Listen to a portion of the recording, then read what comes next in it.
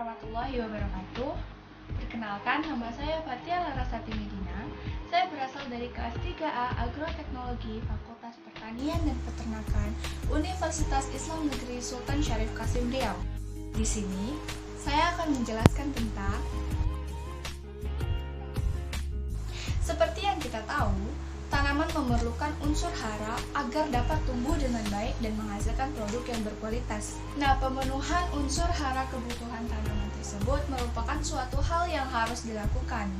Hal ini dikarenakan ketersediaan unsur hara di alam sangat terbatas dan semakin berkurang karena diserap oleh tanaman lain. Nah, sebelumnya, apa sih yang dimaksud dengan unsur hara?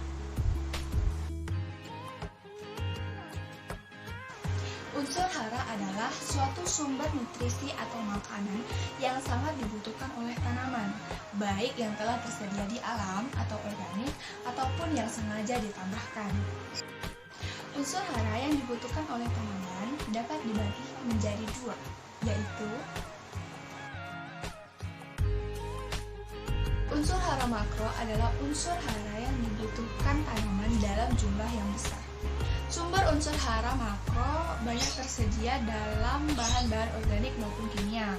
Sumber unsur hara organik misalnya sisa-sisa pelapukan bahan organik, kompos, pupuk kandang atau kotoran hewan, dan sisa-sisa makhluk hidup. Unsur hara yang tergolong dalam unsur hara makro adalah nitrogen, fosfor, kalium, sulfur, kalsium, dan magnesium. Nah, unsur hara makro itu terbagi dua lagi. Yang pertama, unsur hara makro primer, yaitu nitrogen, fosfor, dan kalium. Sedangkan untuk unsur hara makro sekunder, itu ada magnesium, sulfur, dan kalsium. Unsur hara mikro adalah unsur hara yang dibutuhkan tanaman dalam jumlah yang tidak terlalu banyak dan bervariasi tergantung jenis tanamannya. Meskipun demikian, unsur hara mikro sangat diperlukan bagi tanaman. Dan jika tanaman mengalami kekurangan salah satu unsur tersebut, maka tanaman akan tumbuh tidak optimal atau akan mengalami gangguan dalam pertumbuhan. Sumber unsur hara mikro dapat diperoleh dari bahan organik yang terkandung di dalam tanah dan pupuk buatan atau yang sering disebut dengan pupuk daun. Unsur hara yang tergolong ke dalam unsur hara mikro adalah klor, zat besi, mangan, tembaga, sen, boron. Ada beberapa unsur hara yang paling dibutuhkan oleh kelapa sawit, diantaranya adalah nitrogen, kalium, fosfat, magnesium, dan boron. Jika kelapa sawit mengalami kekurangan dari beberapa unsur hara tersebut, maka kelapa sawit akan menunjukkan gejala pada pertumbuhannya.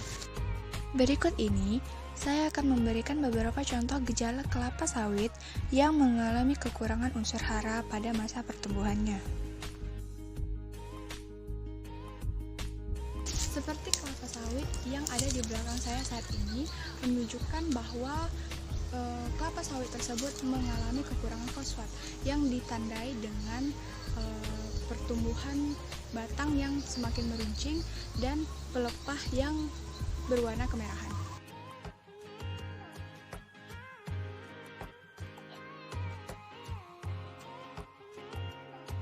Selanjutnya adalah kekurangan unsur hara boron yang ditandai dengan daun yang mengeriting.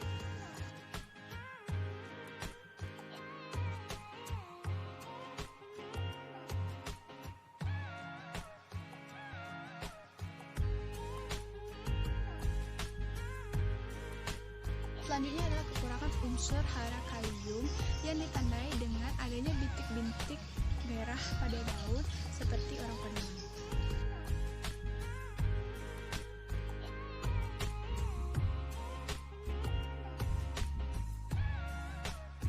Selanjutnya adalah kekurangan unsur hara magnesium yang ditandai dengan daun yang menguning dan akhirnya gosong seperti tembakau.